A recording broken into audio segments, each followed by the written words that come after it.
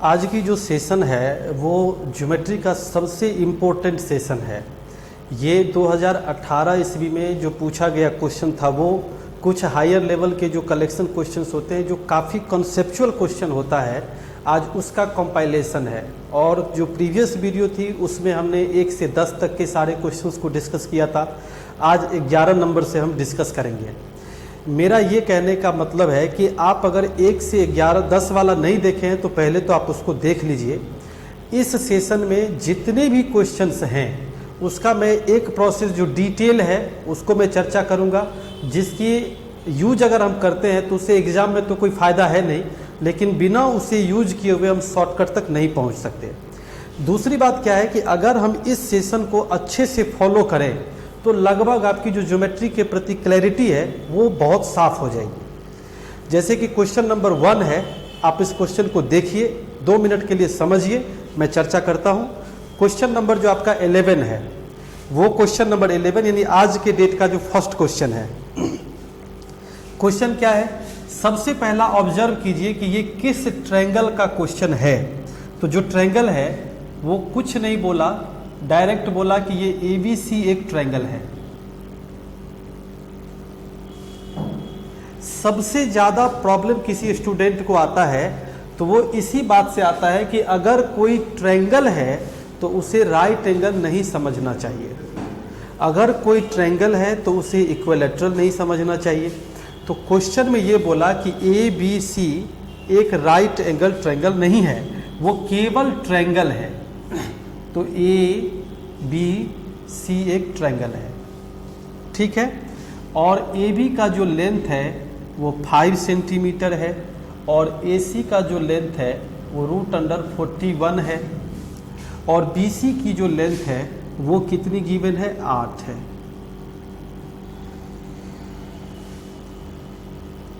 Question आपको दिख रहा होगा, आप समझ रहे होंगे क्या क्या मैंने। क्वेश्चन का जो नेक्स्ट पॉइंट है वो कह रहा है कि AD is perpendicular to BC। A से एक परपेंडिकुलर आया जो BC पे गिरा। अब हम कह सकते कि ट्रायंगल ADC एक राइट एंगल ट्रायंगल है और ADB भी एक राइट एंगल ट्रायंगल है, ठीक।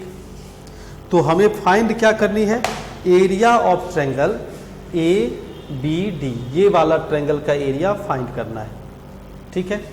थोड़ा सा सोचिए, मैं अगर BD की लेंथ को x बोला तो फिर ये क्या होगा, 8 - x, ठीक है।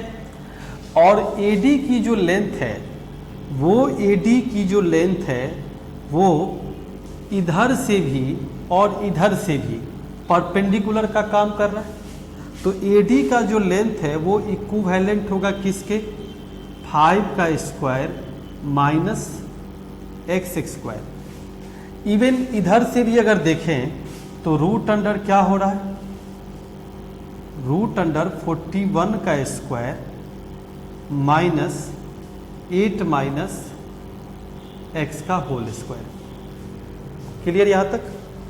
तो अब रही बात कि ये मेरे पास क्लू पॉइंट हुआ, तो मैं अगर इस दोनों को स्क्वायर करूं तो क्या होगा, 25 - x² is equal to 41 - 64 plus 16x - x²। यानी मैंने मल्टीप्लाई के साथ ही ब्रैकेट ओपन कर दिया। तो x² and x² cancelled out. ये कितनी वैल्यू होगी हमारे पास, ये होगी आपके पास 23 जो इधर आके जुट जाएगा। तो 48 is equal to 16x, then we can say x equal to 3। अब आप कह सकते कि ये 3 है और ये कितना है, 5 है। तो अगर ये 3 होगा तो ये निश्चित रूप से कितना होगा, 4 होगा। और अगर ये 4 हुआ तो एरिया ऑफ ट्रायंगल ADB कहें या ABD कहें, 1/2 into BD into AD।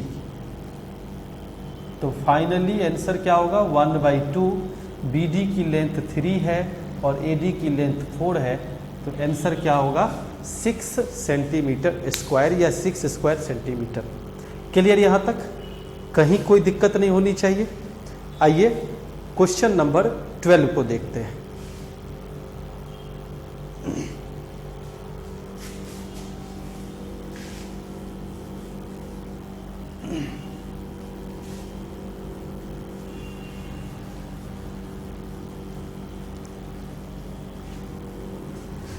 Question number जो 12 है, अगर ये आप 10 बच्चों के बीच में शेयर करें तो हो सकता है कि 9 ऐसे लोग होंगे जो आपको इस सवाल का जवाब न दे जल्दी से।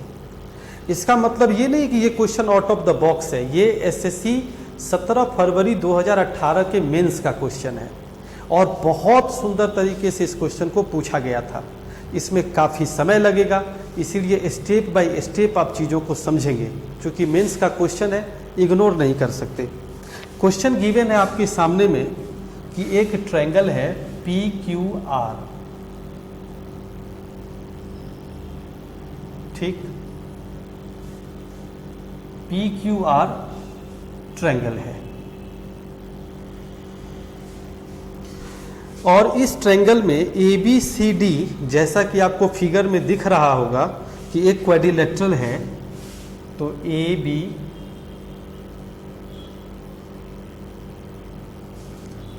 C और D, और क्वेश्चन में गिवन है कि जो QD है वो 2 है, यानी ये 2 है।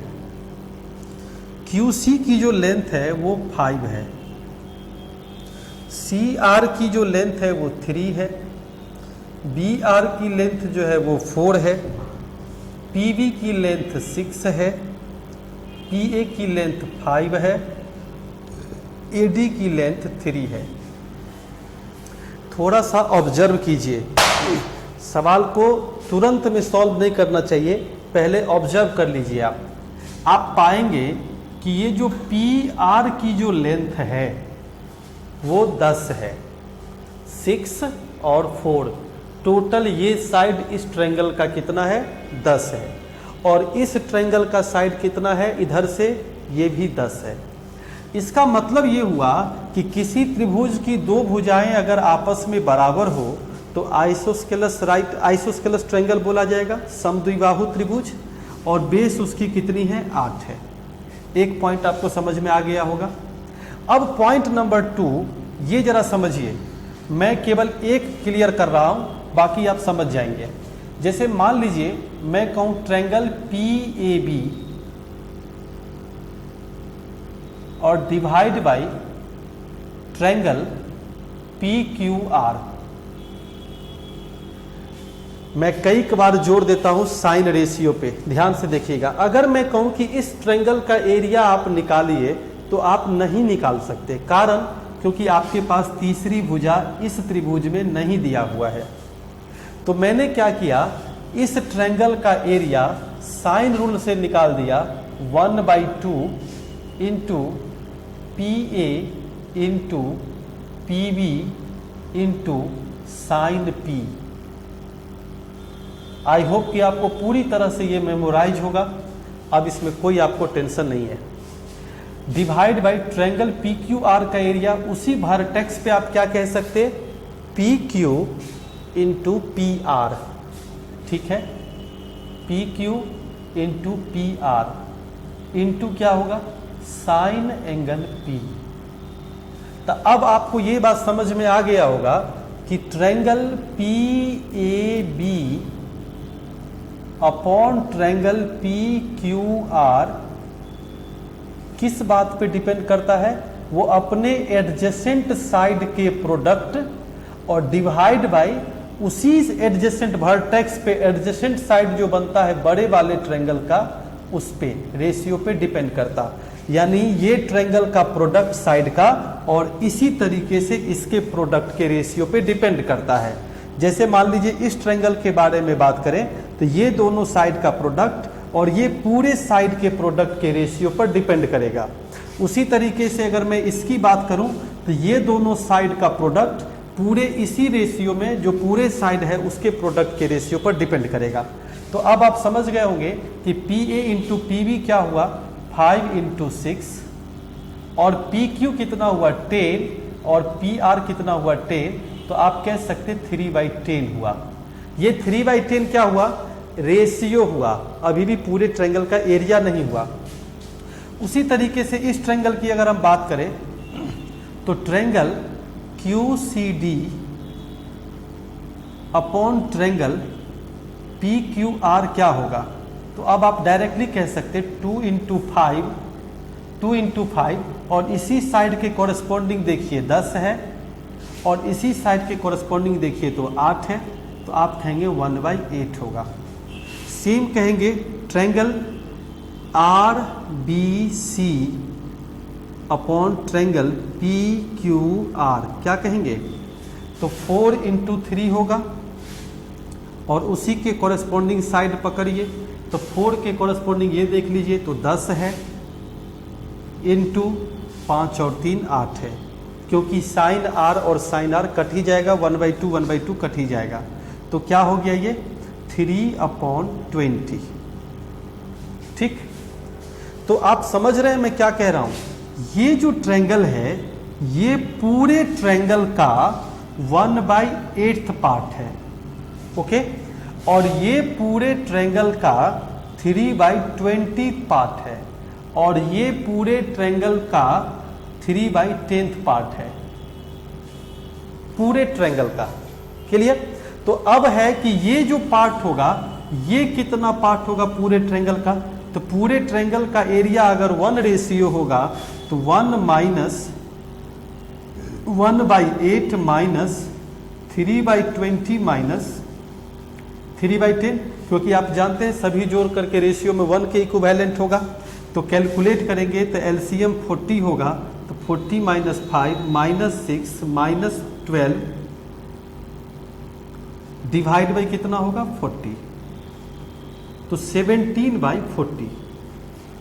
ठीक है, दिख रहा है, कहीं कोई दिक्कत नहीं है, 17/40, यानी ये जो क्वाड्रिलेटरल है ये 17/40 of the total area of triangle होगा। आई होप कि आपको समझ में आ गया होगा।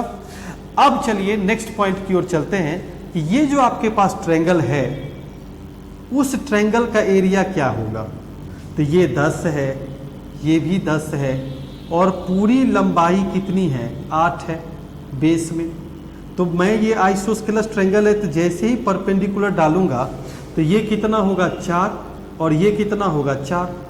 अब ये 4 है ये 10 है तो ये कितना हो जाएगा रूट अंडर कितना होगा 84, रूट अंडर 84। तो एरिया ऑफ ट्रायंगल क्या हुआ, एरिया ऑफ ट्रायंगल PQR क्या हुआ 1/2 बेस QR इंटू हाइट, तो 1/2 QR की लेंथ 8 है और हाइट कितना हुआ 2√21। ये जो आपके पास √84 है इसको हम क्या लिख सकते हैं 2√21, तो 2 कैंसिल्ड आउट तो 8√21, ये जो हुआ एरिया ऑफ होल ट्रायंगल हुआ। और इस ट्रायंगल के एरिया का 17/40 पार्ट जो होगा वो इस क्वाड्रिलेटरल का एरिया होगा। तो रिक्वायर्ड जो एरिया हम कह सकते हैं, रिक्वायर्ड एरिया हमारा क्या होगा 8√21 इंटू 17/40, तो 17√21/5। इस क्वेश्चन को आप बार बार देखिए, जहां तक हो सके आप इस क्वेश्चन को रिकॉल कीजिए, रिकॉल कर करके इसको देखिए, इसको समझिए, क्योंकि ये बहुत जरूरी का क्वेश्चन है और आई होप कि आपको एवरी डिटेल हमने समझाने की कोशिश की है। आई होप कि आप पूरी तरीके से समझ गए होंगे। मैंने कहा इस ट्रायंगल का पार्ट कितना है वो निकाल लीजिए, फिर मैंने कहा इस ट्रायंगल का पार्ट कितना है वो निकाल लीजिए, इस ट्रायंगल का पार्ट कितना है वो निकाल लीजिए। ठीक, उसके बाद क्या हुआ, इसका पार्ट क्या होगा 1 माइनस टोटल कर दिए, तो अब ये हुआ कि पूरे त्रिभुज का ये 17/40 हिस्सा हो गया। अब अगर एग्जाम जाइएगा आगे देने के लिए, तो अगर एरिया नहीं पूछा, केवल ये पूछ दिया कि ये जो चतुर्भुज है, ये तीनों त्रिभुज के रेशियो के साथ क्या बनेगा, क्षेत्रफल का रेशियो, तो हम कहेंगे ये 17 है। ये कितना है, 17 है, और टोटल 40 है। चूंकि 40 में अगर 17 है तो बाकी इस त्रिभुज के तीनों का सम क्या होगा, 23 रेशियो होगा। तो हम कहेंगे चतुर्भुज से तीनों त्रिभुज के टोटल का अनुपात 17:23 होगा। लेकिन चूंकि हमारे सामने में एरिया गिवन है, तो हमने उस एरिया को फाइंड आउट कर लिया। तो रिक्वायर्ड एरिया कितना आ गया, 17√21/5। क्लियर है, यहाँ तक कहीं कोई दिक्कत नहीं होनी चाहिए। आइए क्वेश्चन नंबर 13 को देखते हैं।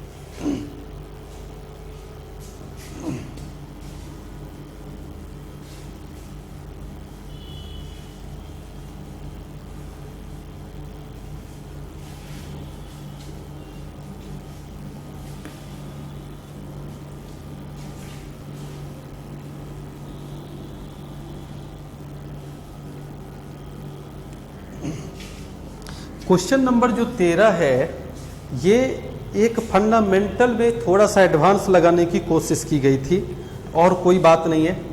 आप इस सवाल को ऐसे समझिए कि आपके पास एक स्क्वायर है,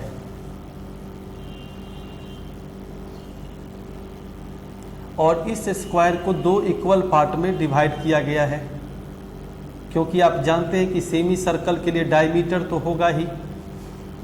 तो सबसे पहला इस पोर्शन पे आइए, आपको इस शैडो पोर्शन का एरिया चाहिए।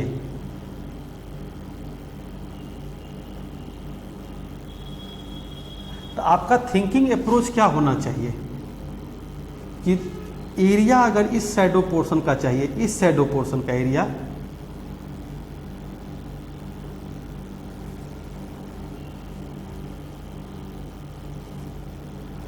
तो इसके लिए आपको ये रेक्टेंगल लेना पड़ेगा, और उस रेक्टेंगल के एरिया में से सेमी सर्कल के एरिया को लेस करना पड़ेगा। तो जो स्क्वायर है, ये पूरा 14 गिवन है। अब ये अगर 14 गिवन है, तो ये भी कितना गिवन है, 14 गिवन है, क्योंकि ये तो स्क्वायर है। तो इतना क्या होगा, 7। तो इस रेक्टेंगल में ये 7 पूरा लेंथ हो गया 14, और ये 7, तो एरिया ऑफ सैडेड पोर्शन क्या होगा, इस रेक्टेंगल का एरिया। तो रेक्टेंगल का एरिया क्या होगा, 14 × 7। कैसे 14, तो length into breadth, minus semi circle है तो 1/2, पाई की वैल्यू कितनी होगी, 22/7, और इसकी रेडियस कितना होगा, 7। क्लियर। तो 98 माइनस एक 7 कट जाएगा, 11 कट जाएगा, तो 77, तो कितना आ गया, 21। तो इस पोर्शन का जो एरिया हो गया वो कितना हो गया, 21। अब हमारे पास में एक और स्क्वायर गिवन है, जो फिगर में आपको चिपका हुआ नहीं दिख रहा है, लेकिन एक्चुअली में वो चिपका हुआ है। अब इसमें मुझे इस पोर्शन का एरिया चाहिए, ठीक। अब इस पोर्शन का अगर एरिया चाहिए, तो सेम थॉट प्रोसेस हम लगाएंगे कि area of rectangle minus area of smaller square. लेकिन प्रॉब्लम यह है कि स्मॉलर स्क्वायर का डायगोनल जो है वो 7 है। कैसे, समझ में आ गया होगा, क्योंकि ये 7 है, ये भी 7 है, तो ये भी 7 होगा, क्योंकि ठीक मिडिल पे है, तो ये भी क्या होगा, 7 होगा। समझ में आई बात। तो इस ट्रायंगल, इसके रिकॉर्डिंग अगर हम बात करें, तो side of a smaller square equal to diagonal, आप जानते होंगे विकर्ण अपॉन √2 होता है। तो डायगोनल की लेंथ है 7, तो 7/√2 क्या होगा, साइड होगा। अब अगर साइड हुआ तो फिर अगर किसी ने हमसे एरिया पूछा तो एरिया ऑफ स्क्वायर, कौन सा स्क्वायर, स्मॉलर साइज वाला, क्या होगा 7/√2 का होल स्क्वायर, तो 49/2। क्लियर। और एरिया ऑफ रेक्टेंगल पहले से पता है हमें, एरिया ऑफ रेक्टेंगल पहले से पता है कितना, तो ये है 7 और ये पूरा का पूरा 14 है, तो 14 × 7 98। तो मैं कह सकता हूं कि जो शेडेड पोर्शन हमारा है उसका जो एरिया होगा, ये मैंने रेक्टेंगल का एरिया लिया, तो शेडेड पोर्शन का जो एरिया होगा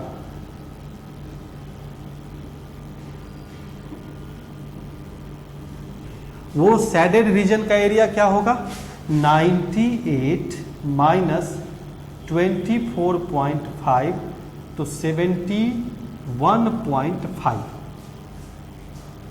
सॉरी 7 कितना हो गया 74, तो 73.5। तो टोटल शेडेड पोर्शन का एरिया क्या होगा, रिक्वायर्ड आंसर क्या होगा, रिक्वायर्ड आंसर जो हमारा होगा वो होगा इधर वाला शैडो पोर्शन 21 और उधर हुआ 73.5, तो 94 पॉइंट क्या होगा 5 इसका एरिया होगा।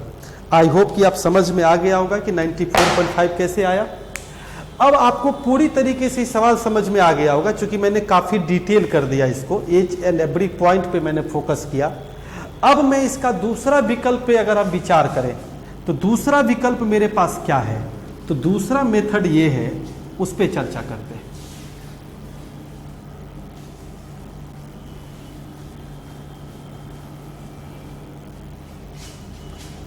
दूसरा मेथड मेरे पास ये है कि मैं एक ही बार में पूरी तरीके से शेडेड पोर्शन पे मैं फोकस हो जाऊं, तो मैं क्या कर सकता हूं, पूरे फिगर को एक साथ देखिए। Area of shaded portion equal to area of larger square minus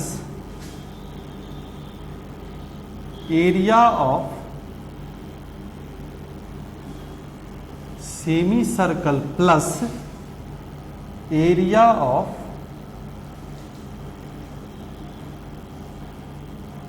smaller square.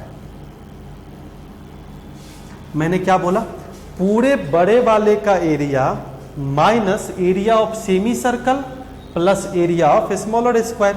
तो ये तो पता चल ही गया कि 7 है, तो इसके जो साइड होंगे ये भी आपको पता चल गया होगा कि 7/√2 होने वाला है, और इसकी जो रेडियस है ये भी पता चल गया कि 7 होने वाला है।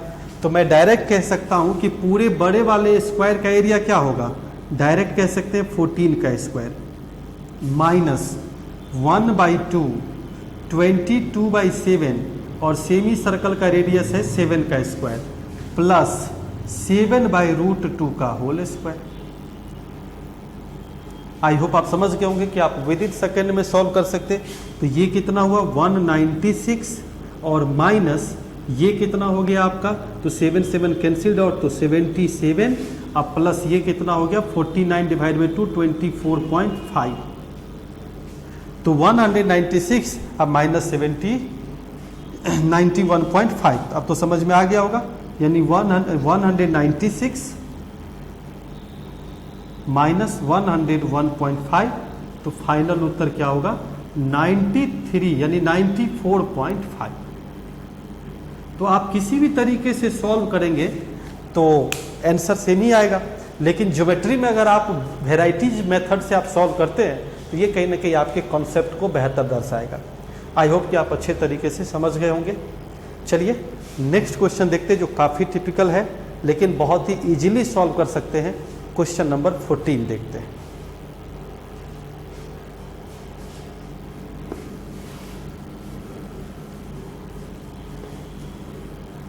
आप एक कॉपी बनाइए और ईच एंड एवरी क्वेश्चंस को देखिए, दोस्तों के साथ आप शेयर कीजिए, आपको चीज़ें समझ में आ जाएगी कि जो चीज़ें डिलीवर की जा रही है ये कहीं ना कहीं आपको बहुत काम आएगा। और इवन मैं फिर से बोलूँगा, अगर आपको ज्योमेट्री में थोड़ी सी भी समस्या है तो आप फर्स्ट वीडियो से देखिए। अब जब जाएंगे वेबसाइट पे या मान लीजिए यूट्यूब चैनल पे, तो आपको 1 नंबर, 2 नंबर, 3 नंबर, 4 नंबर इस तरीके से अरेंज करके दिया गया है। कोई लापरवाही नहीं बरती गई है, कहीं से कहीं किसी चीज़ को उठा के नहीं डाला गया है, स्टेप बाय स्टेप चीज़ों को समझाई गई है। हो सकता है कि 20 क्लास लग जाए, 25 क्लास लग जाए, जितने भी क्लास लगेंगे ज्योमेट्री के ईच एंड एवरी सेगमेंट जब तक क्लियर नहीं होगा हम मेंसुरेशन में नहीं स्विच करेंगे, और मेंसुरेशन का जब पूरी तरह से क्लियर नहीं होगा तब तक हम कोऑर्डिनेट में स्विच नहीं करेंगे। ऐसा कोई भी लेक्चर नहीं जाएगा जो कि मतलब आप इसमें बना रहे हैं 10 डाउट, उसमें बना रहे हैं 15 डाउट। पूरी चैप्टर जब खत्म होगी तो एटलीस्ट आपकी चैप्टर खत्म होगी। इवन आप उसको प्रैक्टिस करेंगे तो आपका कंसेप्ट भी अच्छे से क्लियर रहेगा। क्वेश्चन नंबर जो आप देख रहे हैं 14, जो आपको लाइव दिख रहा है, इस 14 में कुछ नहीं है। थोड़ा सा अगर हम IQ इस्तेमाल करें तो आप देखेंगे कि सैडेड में जो ट्रायंगल है, जो सैडेड आप देख रहे हैं उसमें 4 इक्विलैटरल ट्रायंगल है। आप कहेंगे कैसे, ये एक प्रश्न तो बनेगा।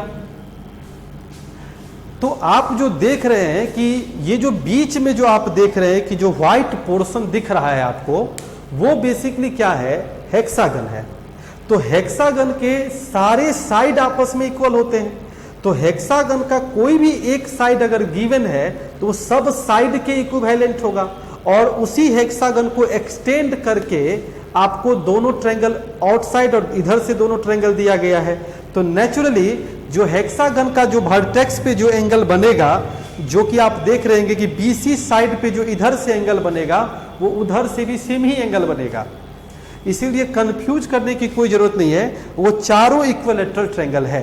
तो एरिया ऑफ सैडेड पोर्शन की अगर हम बात करें तो जो सैडेड पोर्शन है वो 4 इक्विलैटरल ट्रायंगल है, और एक इक्विलैटरल ट्रायंगल का एरिया √3/4 इंटू साइड स्क्वायर, और इसी तरीके से 4 इक्विलैटरल ट्रायंगल का एरिया क्या होगा, तो 4 into √3 into side square.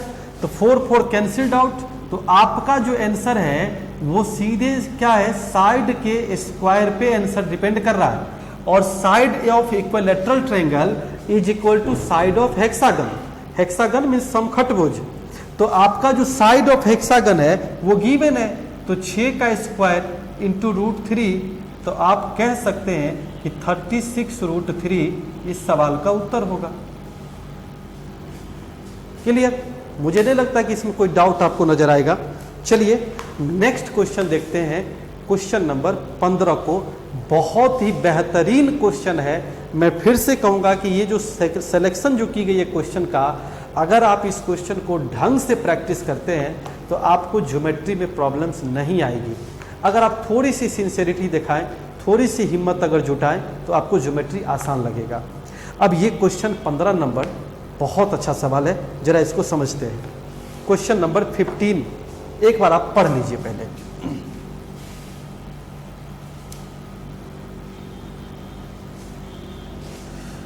Question number जो 15 है वो ये कह रहा है कि एक रेक्टेंगल है,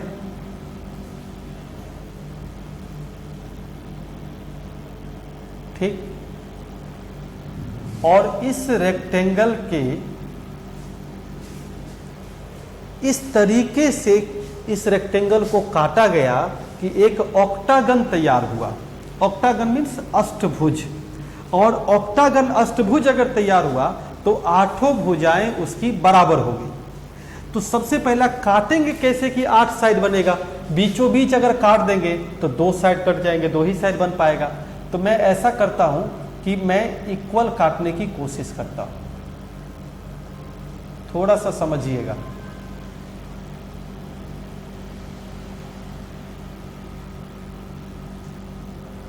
रफली मैंने स्केच किया है, ध्यान से देखिए मैं क्या कर रहा हूं। जैसे मैंने जो काटा है ये जो डाउटेड आप देख रहे हैं, ये आपका कहीं ना कहीं क्या बन रहा है, ऑक्टागन बन रहा है, रेगुलर ऑक्टागन। देखिए तो 8 साइड बने कि नहीं बने?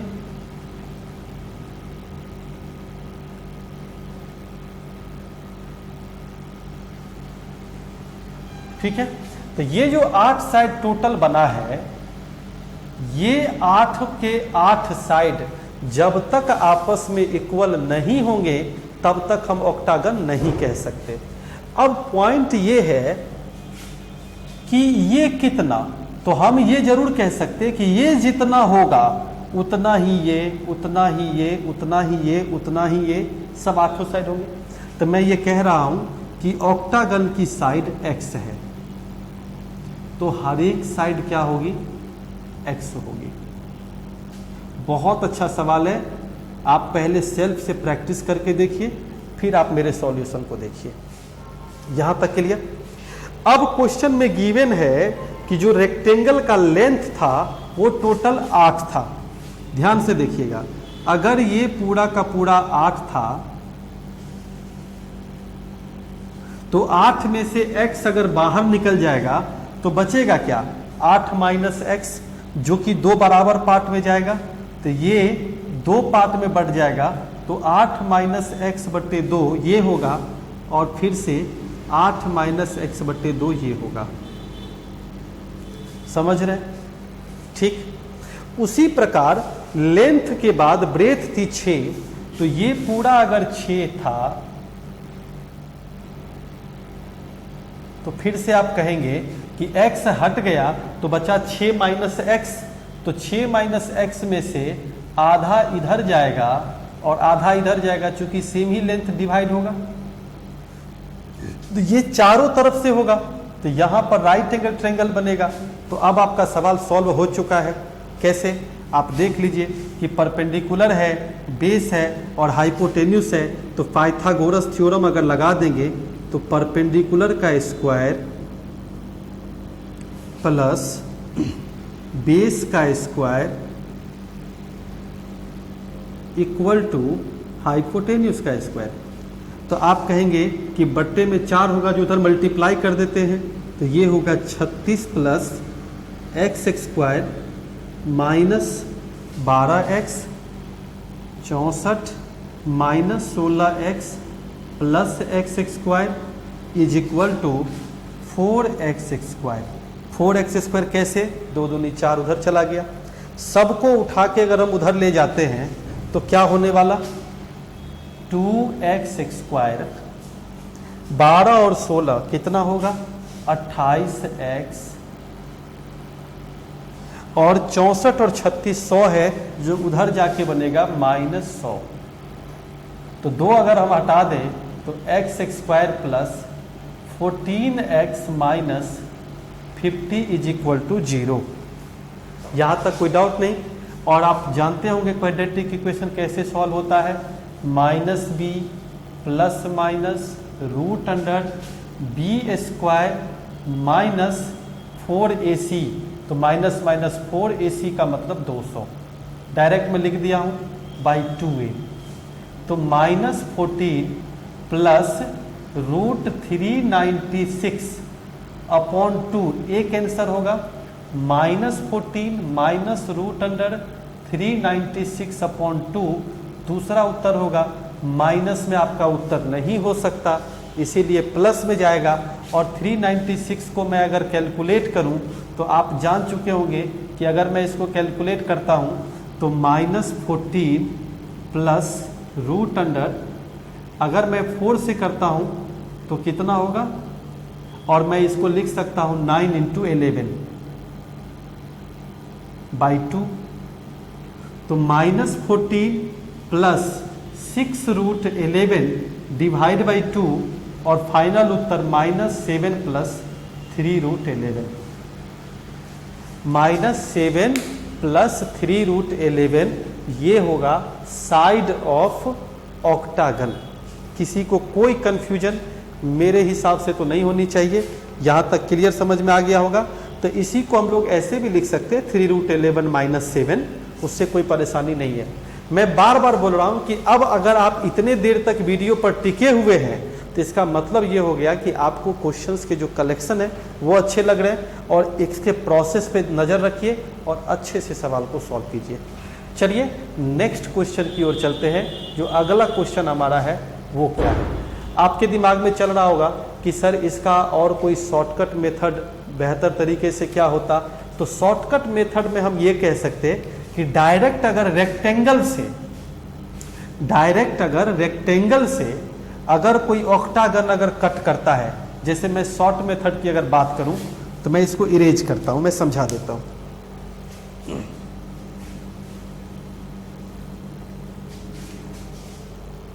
ठीक है, तो डायरेक्ट अगर हमें किसी ने कहा कि ऑक्टागन कट करने की बात करें तो साइड ऑफ ऑक्टागन, ये मैं ट्रिक लिख रहा हूं, side of octagon equal to, याद रखिएगा, x square plus length plus breadth of rectangle minus length square plus breadth square divide by 2 equal to 0 को सॉल्व करने पे आएगा। यानी मैंने क्या लिखा, समझ में आई बात? मैंने लिखा कि x square plus length plus breadth x minus l square plus b square by 2 equal to 0 को सॉल्व करने पे आएगा। तो मैं डायरेक्ट इस सवाल को सॉल्व कर सकता था कि x square length and breadth 16 8 plus 6 14x और माइनस क्या होता, 88 64 और 6 का स्क्वायर 36 100 का आधा क्या होता 50। और जैसे ही ये आ गया आपका सवाल आ चुका है। क्लियर? तो ये धीरे धीरे प्रैक्टिस करके आएगा, एक बार में नहीं आएगा। जैसे जैसे आगे हम बढ़ते जाएंगे आपको चीजें और डिटेल समझ में आती चली जाएगी। चलिए नेक्स्ट क्वेश्चन देखते हैं जो क्वेश्चन नंबर 16 है।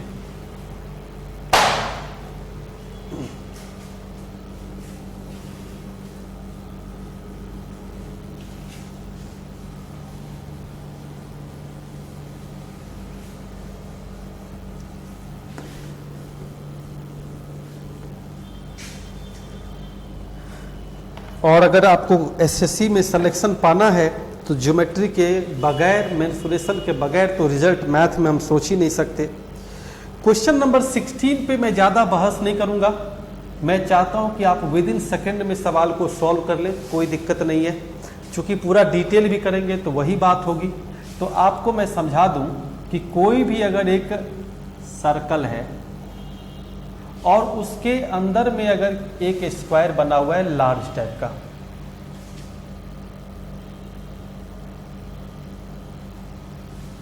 ठीक है, और फिर उस सर्कल और स्क्वायर के बीच में भी स्क्वायर बना हुआ है और आप एसएससी के एस्पिरेंट हैं तो आपको तो विद इन सेकेंड में सॉल्व करने का आदत डालना ही चाहिए। मैं गणित में कितना विद्वान हूं कोई मायने नहीं रखता अगर आप समय पर सवाल का जवाब न दे पाए, ये बात दिमाग में डालिए। तो इसकी जो साइड होगी, side of a smaller square equal to, direct में ट्रिक लिख रहा हूं, side of larger square upon 5 याद रहेगा। अब ये साइड ऑफ लार्जर स्क्वायर कैसे आएगा? तो क्वेश्चन में हमें सर्कल का रेडियस गिवन है 14√2, तो सर्कल का जो रेडियस होगा वो इसी सेंटर से गुजरेगा ना ऐसे। तो अगर ये 14√2 है तो ये भी क्या होगा 14√2। तो डायगोनल ऑफ लार्जर स्क्वायर क्या होगा, ये तो आप समझ गए होंगे। अब इससे पिछले वाले सवाल में भी यही डिस्कस हुआ था कि diagonal of larger square equal to 28√2। तो साइड क्या होगा इस ट्रायंगल का, मतलब इस रेक्टेंगल का साइड बड़े वाले का क्या होगा 28, चूंकि √2 से डिवाइड होगा। और साइड ऑफ स्मॉलर साइड अगर चाहिए, स्क्वायर का साइड चाहिए, तो इसका मतलब लार्जर का 5 से डिवाइड कर देंगे तो 28 डिवाइड बाई 5 क्या होगा 5.6। तो आप विद इन सेकेंड में कह सकते हैं कि 5.6 हर एक स्क्वायर का साइड है, 5.6 हर एक स्क्वायर का साइड है। ओके, अब 5.6 कर दिए तो area of all smaller square यही पूछ रहा है। तो अब समझ में आ गया होगा कि area of all smaller square equal to 4 times area of smaller square 5.6 का होल स्क्वायर। तो आप कहेंगे 4 इंटू 31.36 दैट मीन्स 25.44 यानी 125.44 जो इसका होगा वो चारों स्क्वायर का एरिया होगा टोटली। तो ये अगर याद रहेगा तो आप विद इन सेकेंड में सॉल्व कर सकते हैं। चलिए नेक्स्ट क्वेश्चन, क्वेश्चन नंबर 17 की ओर चलते हैं।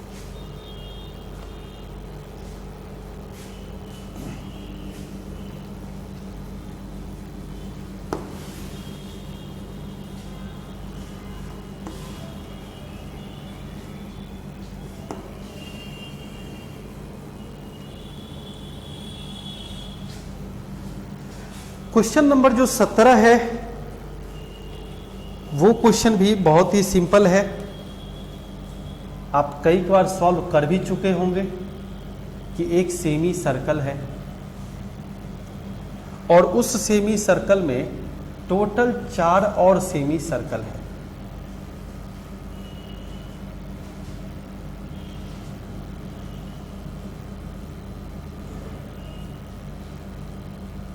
ठीक, और उसके बाहर भी एक सर्कल इस तरीके से बना हुआ है। ठीक है, अब अगर देखेंगे तो AB की जो लंबाई है पूरा का पूरा यहां से यहां तक 56 है और मुझे चाहिए सैडेड पोर्शन, और सैडेड पोर्शन आपको दिख रहा होगा कि ये सर्कल है। तो इस सर्कल का जब तक हम रेडियस नहीं निकालेंगे तब तक हम इसके एरिया तक नहीं पहुंच सकते। तो सिंपल है, सोचिए ये 56 है तो इसका ये क्या होगा 14, ये भी 14, 14, 14। फिर आइए इसके सेंटर से इसको अगर हम मिलाते हैं और ध्यान से देखिए मैंने इसको मिला करके एक राइट एंगल क्रिएट किया तो यहां से यहां तक क्या है R है। तो फिर यहां से लेकर के यहां तक क्या होगा तो आप कहेंगे 28 माइनस R होगा। कैसे 28 माइनस R होगा? तो यहां से यहां तक का लेंथ है 28, तो ये पूरा का पूरा कितना होगा 28, ये भी कितना होगा 28, चूंकि ये रेडियस का काम करेगा जिसमें से R तो इसी की लेंथ है ये वाला पोर्शन, तो बाकी जो बचेगा वो क्या बचेगा 28 माइनस R, और ये कितना होगा 7। कैसे? तो छोटे वाले का रेडियस क्या होगा 7 और ये है R और ये है 7। अब इस छोटे वाले ट्रायंगल को मैंने बाहर निकाल लिया और ध्यान से देखिए कि ये है 28 माइनस R, ये है 7 प्लस R और ये आपका कितना है 7। आई होप कि पूरी तरीके से समझ गए होंगे। तो ये जो R निकलेगा वो इसका रेडियस निकलेगा। तो अब आप समझ गए होंगे कि परपेंडिकुलर का स्क्वायर प्लस बेस का स्क्वायर इक्वल टू हाइपोटेन्यूज का स्क्वायर। तो 28 का square 784 minus 56R plus R square plus 49 plus 14R plus R square. तो क्या होगा, सब का सब वैल्यू कटता नजर आएगा। R स्क्वायर 49 ये उधर चला जाएगा तो 70R equal to 784, then we can say R equal to 784 divide by 70, और 7 से काटते हैं तो ये होगा 11.2। क्लियर यहाँ तक? अब 11.2 जो आया है वो क्या हुआ, वो किसका हो गया, इसका रेडियस हो गया। समझ रहे, कहीं कोई दिक्कत नहीं है। अब पॉइंट नंबर 2 ये समझना ज़्यादा जरूरी है कि how to apply our tricks. तो आप क्या कीजिए, सर्कल गिनिए, कितने सेमी सर्कल हैं, 1 2 3 4 और पूरा बड़ा 5।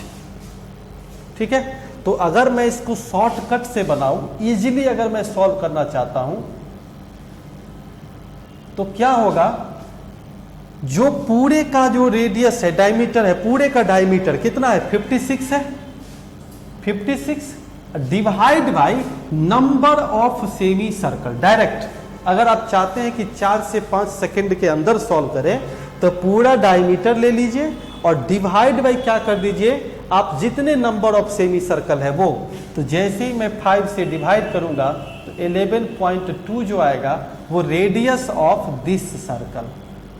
बस आंसर आपका आ चुका है। तो एरिया ऑफ शेडेड पोर्शन जो होगा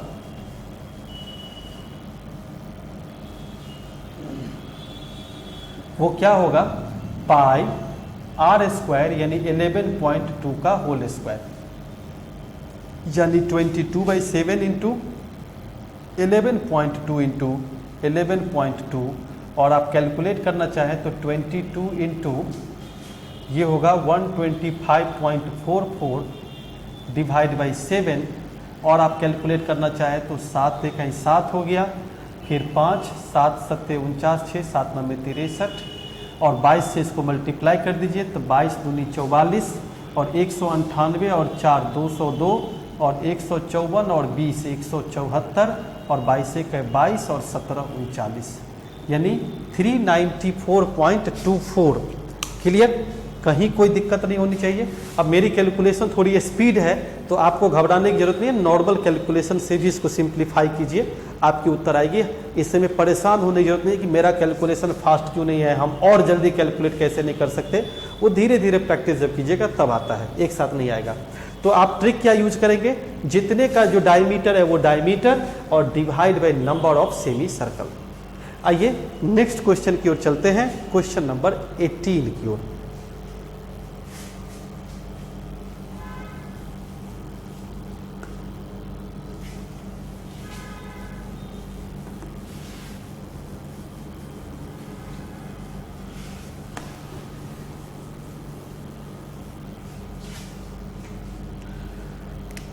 क्वेश्चन नंबर जो आपका 18 है, ये मैंने कंसेप्ट आपको ऑर्थो सेंटर में, इन सेंटर में, सर्कम सेंटर में, सब तरह के कंसेप्ट हमने आपको डिस्कस किए थे, उसी से प्रेरित है। क्वेश्चन इसमें गिवन है, जरा सावधानी से देखिए कि जो OX है, OY है और OZ है, ये परपेंडिकुलर बाइसेक्टर है।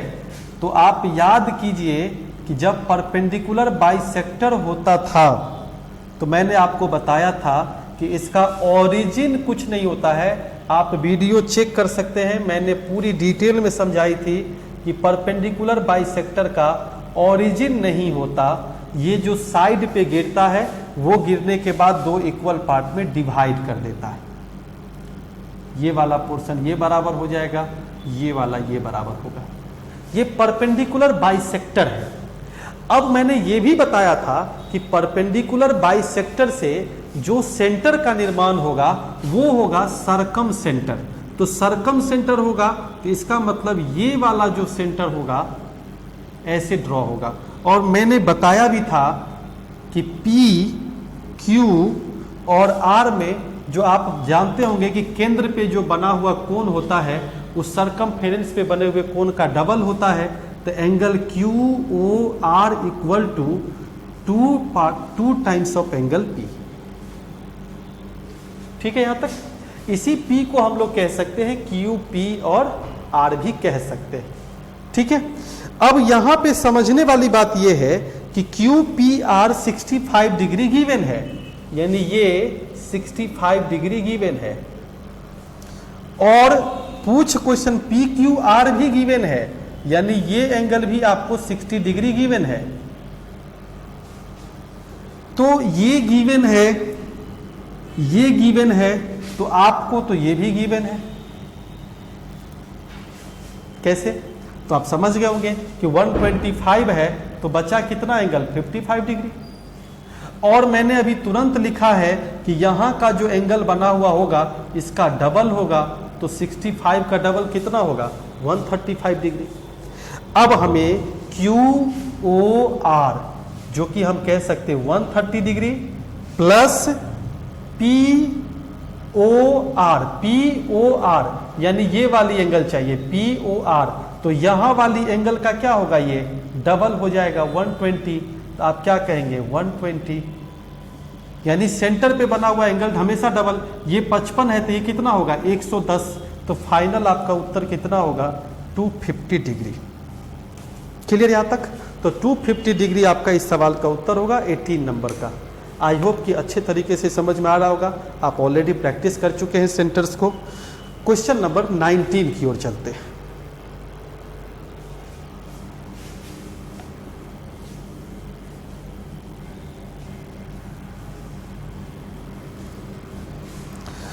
क्वेश्चन नंबर 19 में एक ट्रायंगल है जो राइट एंगल ट्रायंगल है, और राइट एंगल ट्रायंगल पे हमने स्पेशल वीडियो प्रोवाइड किया था।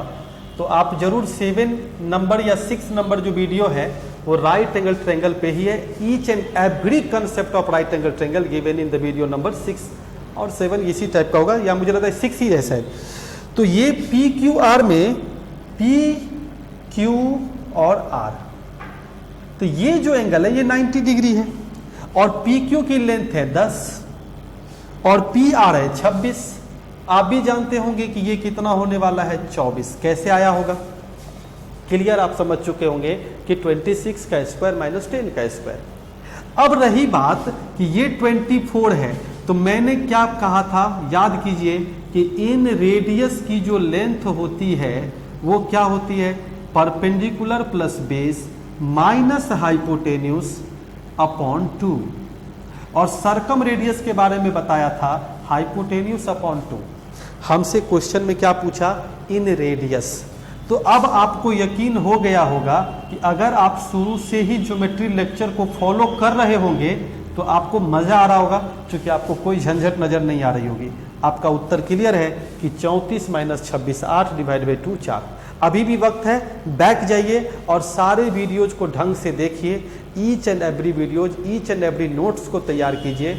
आपको बहुत आगे अच्छा लगेगा, क्योंकि जैसे जैसे प्रैक्टिस सेशन आगे बढ़ेगी अच्छे अच्छे लेवल के क्वेश्चंस आते जाएंगे और आपको अच्छा भी लगता जाए, बशर्ते आपके पास थ्योरम आपके पास थोड़ा सा बेसिक होना चाहिए, जो ऑलरेडी प्रीवियस सेशन में डिस्कस किए हुए हैं। चलिए क्वेश्चन नंबर 20 को देखते हैं।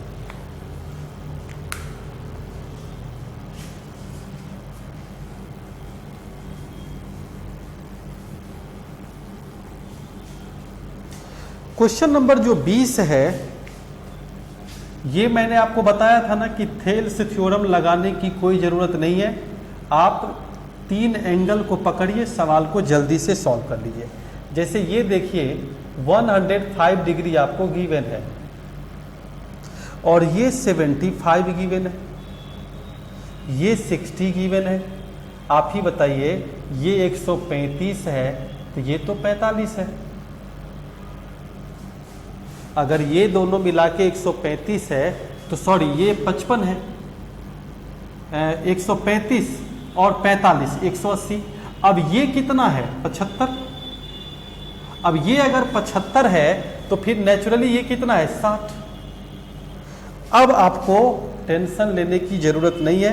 मैंने क्या बोला था कि आप ठीक से देखिए कि आपके पास 2 ट्रायंगल हैं और दोनों ट्रायंगल के तीनों एंगल आपस में इक्वल हैं, और Q R upon X Y given है 14/9 और पी वाई की वैल्यू गिवन है 18, और आपसे पूछा क्या जा रहा है पी क्यू की लंबाई कितनी।